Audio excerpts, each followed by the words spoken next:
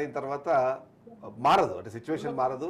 నేను చెప్పేది అంటే మీ నోటి వాక్ ద్వారా సడన్ అంటే ఆ గ్యాప్ అనే సార్, అంటే మేము సడన్ గా రీచ్ అయ్యామని మేము అనం, కానీ ఆ గ్యాప్ కూడా కొంచెం కొంచెంగా ఫీల్ అవుతుంది. అది కూడా ర్యాపిడ్ గా అయ్యే ఛాన్సెస్ కూడా ఉన్నాయి సార్. ఇంకా మనం ట్రెండ్స్ అయితే చూడాలి. ఇక్కడ విషయం ఏంటంటే సార్, ప్రధానంగా ఈ రెండు, అంటే ఇందాక సార్ కూడా ఒక మాట చెప్పిండే హేమంత్ సోరెన్ గురించి. సార్ మీరు ఒకటి గమనించండి, అధికారంలో ఉన్న సీఎంలని, పర్టికులర్గా ఇద్దరు సీఎంలని, అటు కేజ్రీవాల్ గారిని కానీ లేకపోతే హేమంత్ సోరెన్ గారిని, వారిద్దరిని జైల్లో పట్టిన ఒక దురదృష్టకరమైన సంఘటనలో మనం బీజేపీ ప్రభుత్వంలో చూడొచ్చు. తద్వారా ఏమైంది అనుకున్నారు వాళ్ళు, అటు జార్ఖండ్లో కానీ, ఢిల్లీలో కానీ, మహారాష్ట్రలో కానీ, రాబోయే ఎలక్షన్స్ బీహార్లో కానీ కూడా వాళ్ళు ఏది ఒక చోట మంట పెట్టి ఇంకో చోట చలి కాచుకుందామని అనుకున్నారు. అది సాధ్యపడుతుందన్న భావన అయితే ప్రస్తుతం భారతదేశంలో కలుగుతలేదు. సార్ ఇక్కడ కన్నులు లొట్టబోయినట్టు ఏది పార్లమెంట్ ఎలక్షన్స్లో వాళ్ళు కొంచెం బాగా డ్యామేజ్ అయ్యారు. ఎందుకంటే ఇప్పుడు బీహార్ నితీష్ గవర్నమెంట్ కానీ చంద్రబాబు నాయుడు గారిది కానీ సపోర్ట్ లేకపోతే వాళ్ళు ముందుకు వచ్చే పొజిషన్లో లేరు. అలాంటి సిచ్యువేషన్స్లో ఈ రెండు ఇప్పుడు వాళ్ళు అంటున్నారు మేమేదో అబద్ధపు ప్రచారాలు చేసినాం, ఇది చేసినాం, అది చేసినాం అంటున్నారు. సార్ ఒక విషయం అంటే ఏదైనా స్టేట్గా చేయగలుగుతుంది కాంగ్రెస్ పార్టీ కానీ, కాంగ్రెస్ పార్టీ మిత్రపక్షాలు కానీ మీరు అధికారాన్ని కానీ ఆ కాన్స్టిట్యూషనల్ బాడీస్ని కానీ అడ్డం పెట్టుకొని కొన్ని విషయాల్లో లోపకారీగా చేసే ప్రయత్నం చేస్తున్నారు, డైరెక్ట్గా వాళ్ళని డ్యామేజ్ చేసే ప్రయత్నం చేస్తున్నారు. దానివల్ల మీరు చలి కాచుకునే ప్రయత్నం చేస్తున్నారు. మేము ఇంకో విషయం కూడా చెప్పదలుచుకున్నాం సార్, అది రిలవెన్సో కాదో తెలియదు కానీ బిర్సా ముండా గారి గురించి చెప్పారు, ఒక విషయం చెప్పుకుంటూ వచ్చారు. ఆ మహానీయుడు గురించి చెప్పేటప్పుడు దానికంటే ముందు ఒక విషయం అయితే చెప్పాలి సార్. కాంగ్రెస్ పార్టీ గవర్నమెంట్ 2006లో అటవీ హక్కుల చట్టాన్ని తీసుకొచ్చినప్పుడు అటవీ హక్కుల చట్టంలో భాగంగా ఈ ఎన్ఎండిసి ఏదైతే ఉందో ఆ ఎన్ఎండిసిని అదానీని రెండు కలిపి అక్కడున్న న్యాచురల్ రిసోర్సెస్ని అటు ఏది ఛత్తీస్గఢ్లో కానీ, కొంత ఒరిస్సాలో కానీ, దాంతోపాటు జార్ఖండ్లో ఈ ప్రాంతాల్లో ట్రైబల్ బెల్ట్ ప్రాంతాల్లో అడవుల్లో ఉన్న వనరులను గుంజుకునే ప్రయత్నం చేస్తుందని చెప్పి కాంగ్రెస్ పార్టీ ఎప్పుడైతే అంశాన్ని లేవనెత్తిందో దాన్ని రీప్లేస్ చేయడం కోసం ద్రౌపది ముర్ము గారిని ఇది రాష్ట్రపతి అభ్యర్థిని మీరు ప్రకటించడం జరిగింది. అది అసలైన కుట్రకోణం. ఆ కుట్రకోణాన్ని మీరు అర్థం చేసుకోవాల్సిన అవసరం ఉంది. ఎందుకంటే బిర్సా ముండా వారసులు, బిర్సా ముండా యొక్క వారసత్వాన్ని కానీ, బిర్సా ముండా యొక్క గొప్పతనాన్ని కానీ మేము చాటుకున్నాం కాబట్టి మేము ఆ చట్టాన్ని తీసుకొచ్చి అడవుల్లో ఉన్న గిరిజనులను వాళ్ళ హక్కు కల్పించే ప్రయత్నం చేసినాం. కానీ మీరు దొడ్డిదారిన తీసుకుపోయి అదానిని ఇప్పుడు అదాని సార్ ఒక మాట నేను కంక్లూడ్ చేస్తాను. పోర్టుకు వెళ్ళగలిగిన అదాని గారు, రోడ్లకు వెళ్ళగలిగిన అదాని గారు, ఎయిర్పోర్ట్లను తీసుకున్న అదాని గారు, వాళ్ళకి మిగిలింది కేవలం అడవులు ఒక్కటే సార్. అడవులు, కొండలు, గుట్టలు ఒకటే. ఇక దాని మీద అజమాయిషి తీసుకోవడం కోసం ఇలాంటి ప్రయత్నం చేస్తున్నారు. ఇక జార్ఖండ్ చెప్పండి, జార్ఖండ్, మహారాష్ట్ర ఏంటి ఫలితాలు ఏమవుతున్నాయి సార్? తారుమారు అయితే అవబోతున్నాయి, మాకు ఫిబ్రవరిలో అయితే రాబోతున్నది. ఇక దానికోసం మనం మధ్యాహ్నం వరకు అయితే వెయిట్ చేయాలి సార్. రైట్. వెంకటరెడ్డి గారు జస్ట్ ఒక విషయము ఇక్కడ చూడండి, వెంకట్ గారు ఒక విషయం చెప్పారు, ఒక చావు తప్పి కన్నులట్ట పోయినట్టు బీజేపీ గెలిచిందని. 2014, 2019, 2024లో కలిసి కాంగ్రెస్ పార్టీకి మొత్తం వచ్చిన సీట్లు 199. భారతీయ జనతా పార్టీకి 2024లో వచ్చిన సీట్లు మొత్తం 240. కాబట్టి ఇప్పుడు ఎవరిని ప్రజలు ఎట్లా ఆశీర్వదించారో మాకు అర్థమవుతుంది. కాబట్టి పార్లమెంట్ ఎలక్షన్ లో కాంగ్రెస్ పార్టీ చేసినటువంటి రిజర్వేషన్ల పైన తప్పుడు ప్రచారం వల్లనే మేము వెనుకబడాల్సి వచ్చింది. కాబట్టి ప్రజలు ఈ రోజు తెలుసుకున్నారు. ఈ రెండు రాష్ట్రాల్లో కూడా జరుగుతున్న ఎన్నికల్లో, ఈవెన్ వైనాడులో కూడా మా నవ్య గారు, మా కార్పొరేటర్, కోజికోడ్ కార్పొరేటర్ గెలవడానికి గట్టి పోటీ ఇస్తున్నారు, ప్రయత్నం చేస్తున్నారు. కాబట్టి అది కాంగ్రెస్ పార్టీ యొక్క సిట్టింగ్ సీట్, అది ఎవరిది? రాహుల్ గాంధీ. కాబట్టి వారు రెండు ప్లేస్లలో గెలిచారు కాబట్టి అక్కడ కూడా ప్రయత్నం చేయడం జరుగుతుంది. జార్ఖండ్ లోను అదే విధంగా మహారాష్ట్రలోనూ ప్రజలు మా మీద ఏదైతే బాధ్యత పెట్టుకున్నారో వాటిని వాళ్ళ ఆశయాలు నెరవేర్చడం కోసం ఎన్డీఏ ప్రభుత్వం ఏర్పాటవుతుంది. ఇంకా మరిన్ని కూడా చెప్పని పథకాలు కూడా అభివృద్ధి చేసి చూపిస్తాము. సంక్షేమ పథకాలే కాపోకుండా అభివృద్ధి చేసి ఉద్యోగ ఉపాధి కల్పన చేయడానికే, ప్రజలకు ఉద్యోగ కల్పన చేయడానికే ఈ ప్రభుత్వం పనిచేస్తుందని మీ ద్వారా తెలియజేస్తున్నాం. ఫైనల్ పాయింట్ చెప్పేసి, రెండు రాష్ట్రాల ఎన్నికలు ఫలితాలు ఎలా ఉండబోతున్నాయి? కంటిన్యూ అవుతుందా ఇప్పుడు ఈ లీడ్? ఖచ్చితంగా ఇప్పుడు ఈ లీడ్ ముందుకెళ్తుంది. ఎందుకంటే మీరు మన పోస్టల్ బ్యాలెట్ లో గాని, రైతులు, కర్షకులు, అన్ని వర్గాల ప్రజలు కూడా ఈ రోజు భారతీయ జనతా పార్టీ నేతృత్వాన్ని ఆదరిస్తున్నారు. అదేవిధంగా డబుల్ ఇంజిన్ సర్కారు ఉన్నట్లయితే మీకు అభివృద్ధి చెందడానికి అవకాశం ఏర్పడుతుంది. ఇప్పుడు ఆంధ్రప్రదేశ్ లాంటి చిన్న రాష్ట్రంలో కూడా, కొత్తగా ఏర్పడిన రాష్ట్రంలో కూడా, విశాఖపట్నం, ఈ రోజు విజయవాడలో కూడా ఈ రోజు మెట్రోకు డిపిఆర్ తయారైంది. తర్వాత ఈ నరేంద్ర మోడీ గారు వచ్చిన తర్వాత ప్రజలు చాలా స్వేచ్ఛగా గమనిస్తున్నారండి. ఇక్కడ చూడండి, మనకి ఇప్పుడు ఈ ఆంధ్రప్రదేశ్ లాంటి రాష్ట్రాలు చేస్తున్నారు. తర్వాత ఇంకొక విషయం కూడా, వీరు ఆదాని గారి విషయాన్ని తీసుకొని వస్తున్నారు. ఇప్పుడు మరి మరి ఇదే రేవంత్ రెడ్డి గారు ఆదాని గారిని కౌగలించుకున్నారు, వారు పెట్టుబడులు పెడుతున్నారు అంటే రెడ్ కాపర్ట్ పెట్టిస్తున్నారు. కానీ రాహుల్ గాంధీ గారికి సింక్ అవటం లేదు. రాహుల్ గాంధీ గారు దాన్ని వ్యతిరేకిస్తున్నారా, సమర్థిస్తున్నారని. మరేమో తెలంగాణ ఏమో ఆదాని గారిని విమర్శిస్తారు, ఇక్కడ వస్తే కౌగలించుకుంటున్నారు. ఈ విషయాలు ద్వంద్వ ప్రమాణాల్లో ప్రజలు విశ్వసించటం లేదు. వారికి ఈ దేశం యొక్క రోడ్డు మ్యాప్ అభివృద్ధి పట్ల కాంగ్రెస్ పార్టీ గాని, కాంగ్రెస్ పార్టీ నేతృత్వంలో ఉన్నటువంటి వారు మిగతా పార్టీలు గాని, వారి అలయన్స్ లో ఉన్న పార్టీలు గాని ఈ దేశ ప్రజలు ఓటర్లు నమ్మటం లేదు. ఎందుకంటే వారి నాయకత్వంలో గడిచిన 70 సంవత్సరాలుగా ఈ దేశాన్ని అభివృద్ధి చేయకపోగా దేశాన్ని స్వతంత్రోద్యమం వాళ్ళ చేతుల్లో పెడితే వారు 3 దేశాలుగా చేశారు. ఇప్పుడు దేశంలో కూడా విభజన తీసుకురావడానికి ప్రయత్నం చేస్తున్నారన్న విషయాన్ని ప్రజలు గుర్తిస్తారు. Thank you very much Bharatiya Janata పార్టీని కూడా. Right, thank you very much Venkateswara Reddy గారు, thank you very much Venkat గారు. ఓవరాల్ గా చూస్తే మాత్రం మహావార్ అన్నది మరింత ఇంట్రెస్ట్ గా మారుతున్న పరిస్థితి మనకు కనిపిస్తుంది. మహారాష్ట్రలో సమీకరణలు మొత్తం మారిపోతున్నాయి. ఉదయం నుంచి మనకి ఏదైతే అర్లీ ట్రెండ్స్ ఉన్నాయి, అర్లీ ట్రెండ్స్కి భిన్నంగా లేకపోతే కొద్దిగా ఇంట్రెస్ట్ క్రియేట్ చేసేందుకు ఇండి కూటమి కూడా ముందుకు వస్తున్న పరిస్థితి మనకు కనిపిస్తుంది.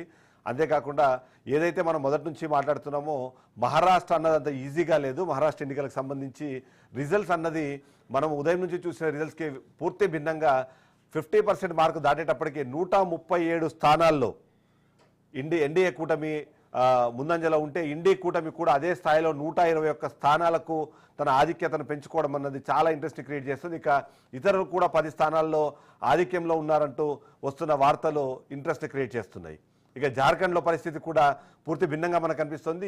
ఎన్డీఏ కూటమి 35 స్థానాల్లోనూ, ఇండి కూటమి 24 స్థానాల్లోనూ ఆధిక్యతను ప్రదర్శిస్తున్న నేపథ్యంలో హంగు ఉండే అవకాశం ఉందంటూ గతంలో ఏదైతే సర్వే ఫలితాలు, ఏదైతే ఎగ్జిట్ పోల్స్ కానివ్వండి లేకపోతే అంచనాలు ఏవైతే ఉన్నాయో వాటికి అనుకూలంగా ఇది వెళ్తున్న పరిస్థితి మనకు కనిపిస్తోంది.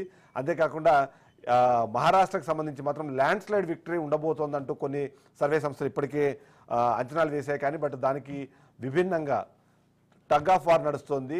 డి అంటూ 2 కూటమిలు కూడా ముందుకు పోతున్న పరిస్థితుల్లో 137 స్థానాల్లో ఎన్డీఏ కూటమి, 121 స్థానాల్లో ఇండి కూటమి అధికారంలో ఉంది. మనతో పాటు లైవ్లో జాయిన్ అవుతున్నారు ప్రొఫెసర్ శేషు గారు, రాజకీయ విశ్లేషకులు. అలాగే మనతో పాటు కైలాష్ నేత గారు, కాంగ్రెస్ అధికార ప్రతినిధి కూడా మనతో లైవ్లో జాయిన్ అవుతున్నారు. ఇక మస్తాన్ రావు గారు, రాజకీయ విశ్లేషకులు, సీనియర్ జర్నలిస్ట్ మనతో పాటు జాయిన్ అయ్యారు. ఒకసారి శేషు గారి దగ్గరికి వెళ్దాం. శేషు గారు, గుడ్ మార్నింగ్. చెప్పండి.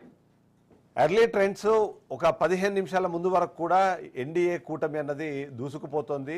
ఇక అధికారానికి దగ్గర పడ్డారా అన్న అనుమానం వచ్చేంత స్థాయిలో అక్కడ రిజల్ట్స్ మనకు కనిపించాయి. ఆధిక్యతల విషయంలో కూడా ఎన్డీఏ కూటమి చాలా క్లియర్గా ముందంజలో ఉంటే ఇప్పుడు ఎన్డీఏ కూటమి షాక్ ఇస్తుందా అన్న అనుమానం వచ్చేలాగా ఇప్పుడు మనకి లేటెస్ట్ కనిపిస్తున్నాయి. 137 స్థానాల్లో ఎన్డీఏ కూటమి, 134 స్థానాల్లో ఇండి కూటమి అధికారంలో ఆధిక్యత కనిపిస్తున్న పరిస్థితి కనిపిస్తుంది. సో ఏంటి, ఎలా చూస్తారు మీరు వీటిని? అందరికీ నమస్కారం. మనకి ప్రీ పోల్ సర్వేలు చూసాము, ఎగ్జిట్ పోల్ సర్వేలు చూసాము. ఇప్పుడు ఎగ్జాక్ట్ పోల్ సర్వేల కోసం, ఎగ్జాక్ట్ పోల్ రిజల్ట్ కోసం వెయిట్ చేస్తున్నాం. ఇంకొక 1-2 గంటల్లో మనకి ట్రెండ్స్ లేకపోతే ఏ రాష్ట్రాల్లో ఏ పార్టీ అధికారంలోకి వస్తుందో చాలా స్పష్టంగా తెలుస్తుంది. ముఖ్యంగా ఎగ్జిట్ పోల్ మనం చూస్తే మెజారిటీ ఎగ్జిట్ పోల్లో మెజారిటీ సంస్థలు మీకు బీజేపీకి లేకపోతే మహాయుతి కూటమికి, తర్వాత మన జార్ఖండ్ లో బీజేపీకి అనుకూలమైనటువంటి ఫలితాలు ఇచ్చాయి. బట్ ఇప్పుడు మనం ఎర్లీ ట్రెండ్స్ కనుక చూస్తుంటే neck to neck fight, clean contest 2 రాష్ట్రాల్లో కూడా కనపడుతుంది. అంత ఈజీగా ఏం కనపడలే. అంటే ఆల్మోస్ట్ ఆల్ ఇప్పటి వరకు వస్తున్నటువంటి ట్రెండ్స్ చూస్తే ఎగ్జిట్ పోల్స్ కి చాలా దూరంగా కనపడుతున్నాయి.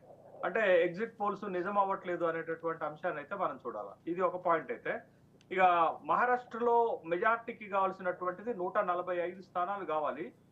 2 పార్టీల మధ్య వ్యత్యాసం ఒక 10 శాసనసభ స్థానాలు మాత్రమే కనపడుతుంది. ఎన్డీఏ 136 ఉంటే ఎంవీఏ 123 దాకా ఉంది. అంటే ఒక 10 శాసనసభ స్థానాలు మాత్రమే వెనకంజలో ఉంది. అది చూద్దాం, ఆ ట్రెండ్స్ అట్లనే కొనసాగుతాయి.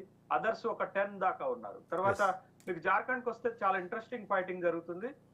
బీజేపీ 35 ఉంటే తర్వాత జేఎంఎం పార్టీ కూటమి, కాంగ్రెస్ కూటమి కలిసి 30 ఉన్నది. అంటే వెరీ క్లీన్ కంటెస్ట్ 2 రాష్ట్రాల్లో ఉంది. ఏకపక్షమైనటువంటి ఫలితాలు వస్తాయని మాత్రం అనిపించట్లేదు. అయితే ఇంట్రెస్టింగ్ ఏంటంటే మహారాష్ట్ర చాలా ఇంట్రెస్టింగ్, మొత్తం దేశంలో రాజకీయ పరిణామాలని ప్రభావితం చేసి వచ్చేటటువంటి ఒక పెద్ద రాష్ట్రం కాబట్టి అవును. ఇంట్రెస్టింగ్ ఇప్పుడు చూస్తుంటే లాస్ట్ 2019 కి ఇప్పుడు ఉన్నటువంటి స్పష్టమైన తేడా ఏంటి అంటే నేను 2 అంశాలు చెప్తాను. ఒకటి, ఉద్ధవ్ ఠాకరే యూబీటీ గత ఎన్నికల్లో 54 గెలిస్తే ఇప్పుడు వాళ్ళు 35 దగ్గరే ఆగిపోయారు. అంటే వాళ్ళు అక్కడ నష్టపోతున్నారు కాబట్టి మహావికాస్ అఘాడీకి నష్టం జరిగే అవకాశం ఇక్కడ కనపడుతుంది బికాస్ ఆఫ్ శివసేన వల్ల. కాంగ్రెస్ మంచి పెర్ఫార్మెన్స్ ఉంది, ఎన్సిపి అజిత్ పవార్ మంచి పెర్ఫార్మెన్స్ ఉంది. బట్ అనుకున్న స్థాయిలో UBT Uddhav Thackeray party performance చూపించకపోవడం వల్ల ఆకాస్త వెనకబడింది ఎంవీఏ. తర్వాత మీకు మహాయుతికి వచ్చేసరికి మన ఎక్స్పెక్టేషన్స్ దాటి వస్తుంది. ఎవరు? ఎన్సిపి అజిత్ పవార్. ఎన్సిపి అజిత్ పవార్ 52 స్థానాల్లో పోటీ చేస్తే వాళ్ళు ఇప్పుడు 21 స్థానాల్లో లీడ్ లో ఉన్నారు. అసలు అన్ని గెలిచే స్థాయి వాళ్ళకి లేదు. ఆ 21 వీళ్ళని లీడ్ లోకి తీసుకొస్తుంది, ఏది మహాయుతి కూటమి. కాబట్టి ఇక్కడ ఈ కూటమిలో ఏది ఈ ఎంవీఏ కూటమిలోనేమో శివసేన తగ్గుతుంది, ఆ ప్రభావం దాని మీద పడుతుంది. మహాయుతి కూటమిలోనేమో అజిత్ పవార్ ఎన్సిపి కాస్త అనుకున్న దానికంటే బెటర్ పెర్ఫార్మెన్స్ ఇస్తుంది కాబట్టి మహాయుతి కూటమి కొంచెం లీడ్ లో కనపడుతుంది. లేకపోతే ఈ ఫలితాలు తారుమారయ్యేటువంటి అవకాశాలు ఉన్నాయి. బట్ ఏది చూసినప్పటికీ కూడా మహారాష్ట్రలో ఎగ్జిట్ పోల్ ఫలితాలు అంచనాలు తప్పవుతాయా అనేటటువంటి అభిప్రాయం కలుగుతుంది. 2 కూటమిల మధ్య బలమైనటువంటి పోటీ జరుగుతుంది. భారతీయ జనతా పార్టీ ఇప్పుడున్నటువంటి ట్రెండ్స్ లో 80 స్థానాల కంటే ఎక్కువ ఉంది. గతంలో వాళ్ళు 105 స్థానాలు గెలిచారు. బట్ అదే స్థాయిలో వాళ్ళు గెలవగలిగితే మహారాష్ట్రలో మహాయుతి కూటమి అధికారంలోకి వస్తుంది. బీజేపీ తగ్గిందనుకోండి, అక్కడ కొద్దిగా ఇబ్బందికరమైనటువంటి పరిస్థితిలో వచ్చేటటువంటి అవకాశం ఉంది. బట్ జార్ఖండ్ లో ఫైనల్ ట్రెండ్స్ కి వచ్చేసరికి మీకు అక్కడ 28 ఎస్టీ శాసనసభ స్థానాలు ఉంటాయి. గత ఎన్నికల్లో జేఎంఎం అండ్ కాంగ్రెస్ 26 ఎస్టీ శాసనసభ స్థానాలు గెలిచింది. అందుకే వాళ్ళు అధికారంలోకి రాగలిగారు. బట్ ఈసారి ఆ పరిస్థితి ఉంటుందా? ఆ 20 మెజారిటీ ఎస్టీ స్థానాల్లో జేఎంఎం కాంగ్రెస్ కూటమి గనక విజయం సాధిస్తే అక్కడ అధికారంలోకి రాగలుగుతుంది. అక్కడ గనక భారతీయ జనతా పార్టీ లీడ్ తీసుకోగలిగితే, పోయినసారి 2 ఎస్టీ స్థానాల్లో భారతీయ జనతా పార్టీ గెలిచింది. అక్కడ భారతీయ జనతా పార్టీ గనక తన సంఖ్యను పెంచుకోగలిగితే అల్టిమేట్ గా అంతిమ ఫలితం భారతీయ జనతా పార్టీకి అనుకూలంగా వస్తుంది. అక్కడ గవర్నమెంట్ ఫామ్ చేయాలంటే 41 కావాలి. ఇప్పుడు భారతీయ జనతా పార్టీ 35 దగ్గర ఉన్నది. బట్ చూడాలి ఎర్లీ ట్రెండ్స్ లో ఏమన్నా చేంజెస్ వస్తాయా, ఎట్లా ఉంటుంది. లేటెస్ట్ అప్డేట్స్ ప్రకారము ఎన్డీఏ కూటమి వెనకంజలో ఉంది, ఇప్పుడు ఇండి కూటమి ముందంజలోకి వచ్చింది. అంటే 30 స్థానాలు ఇండి కూటమి, 30 స్థానాలు మాత్రం ఎన్డీఏ కూటమి వచ్చిన పరిస్థితి మనకు కనిపిస్తుంది. జార్ఖండ్ లో నెక్ టు నెక్ ఫైట్ ఉంది. బట్ మహారాష్ట్రలో కూడా అదే పరిస్థితి కొనసాగుతున్నటువంటి సందర్భాన్ని మనం చూస్తున్నాము. ఈ ఎన్నికల్లో మనం ప్రధానంగా గమనించాల్సింది, మహారాష్ట్రకు వచ్చేసరికి భారతీయ జనతా పార్టీ ఒక బలమైనటువంటి క్యాంపెయిన్ చేసింది. తర్వాత జార్ఖండ్ కు వచ్చేసరికి కూడా ఒక బలమైనటువంటి అంశాన్ని తీసుకొని క్యాంపెయిన్ చేయగలిగింది. ఆ అంశాల గురించి మాట్లాడదాం ఒకసారి. శేషర్, ఒకసారి కైలాష్ నాథ్ గారు, రిజల్ట్స్ ఏమైనా ఆశాజనకంగా కనిపిస్తున్నాయా? ఉదయం కొద్దిగా డీలా పడినట్టు అనిపించింది. అవునండి. అంటే వాస్తవంగా ఇప్పుడు సారు విశ్లేషకులు చెప్పినట్టు తర్వాత బయట వచ్చినటువంటి ఎగ్జిట్ పోల్ తోటి కొంత నిరాశాజనకంగా ఉన్నటువంటి మాట వాస్తవం. కానీ వాస్తవంగా మేము ఫీల్డ్ లో ఉన్నోళ్ళం. నేను కూడా చంద్రపూర్ ఆ ప్రాంతంలో మాకు ఇన్ఛార్జ్గా ఇచ్చినారు. మా పార్లమెంట్ సభ్యునికి 7 అసెంబ్లీలు ఇస్తే మాకు ఒక 2 అసెంబ్లీ ఇచ్చారు. అక్కడ మేము పనిచేసి వచ్చిన వాళ్ళం. మాకు తెలుసు అక్కడ ఉన్నటువంటి ప్రజలు ఏం కోరుకుంటారు, ప్రజలు ఎందుకు కాంగ్రెస్ పార్టీ రావాలనుకున్నారు అనే విషయం మీతో నేను చెప్పదలుచుకున్నాను. ఎందుకు చెప్తున్నంటే ఇవాళ ఒక శివసేన అనేటువంటి పార్టీ కట్టర్ హిందూ పార్టీ అండి. వాస్తవంగా అదేమి సెక్యులర్ పార్టీ అని మనం భావించరాదు. సరే, రాజకీయ పరిణామాల్లో మేము పొత్తు పెట్టుకోవాల్సి వచ్చింది. వాళ్ళకి అన్యాయం చేసేది కాబట్టి అనివార్యమైన పరిస్థితుల్లో వాళ్ళు మాతో కలవడం జరిగింది. ఏది ఏమైనా మహారాష్ట్రలో ఒక ప్రాంతంలో వచ్చే ఫలితాలు మరో ప్రాంతంలో రావండి. ఇప్పుడు ఉదాహరణకు నాగపూర్ ప్రాంతం తీసుకోండి, అక్కడ వచ్చేసరికి ఒక డిఫరెంట్ ఫలితాలు వస్తాయి. ముంబైకి వచ్చేసరికి ఒకటి ఉంది, కొంకణకు ఒక తీరం ఉంది, దక్షిణ ముంబైకి ఒక రకమైనటువంటి కింది భాగం, ఉత్తర మహారాష్ట్రకు ఒక రకం, అన్ని రకరకాల ఫలితాలు ఉన్నాయి. ఇక్కడ జిగ్జాగ్ ఒక ఏరియాలో అజిత్ పవార్ కూటమి ఉంది, మరోపక్క ముంబై దగ్గర ప్రాంతంలో కొంత హిందుత్వ భావజాలము, పాపం వీళ్ళకి అన్యాయం జరిగింది అనే భావంతో శివసేన కేసులు. ఈ నాగపూర్లో ఒక పార్లమెంట్ పరిధిలో మాత్రమే బీజేపీ వచ్చింది. రూరల్ ప్రాంతంలో మాత్రం ఎక్కువ నిరక్షరాస్యులు కానీ, రైతులు కానీ, శరద్ పవార్ ని కానీ, కాంగ్రెస్ కానీ ఆదరించినటువంటి భావన మాకు కనపడ్డది. సరే, ఏది ఏమైనా రిజల్ట్ అనేది మనం ఇప్పుడే చెప్పలేము. ఎగ్జాక్ట్ ఫలితాలు వస్తే మాత్రమే చెప్పగలుగుతాం. కానీ భారతీయ జనతా పార్టీ సర్వశక్తులు ఉండడమే కాకుండా మీకు తెలియదు ఒక విషయం చెప్తున్నాం, ఎప్పుడు పెట్టనటువంటి మహారాష్ట్రలో పైసల కల్చర్ లేదండి. ఎవరి డబ్బులు అక్కడ లేవు. మన దగ్గర బాగా ఎక్కువ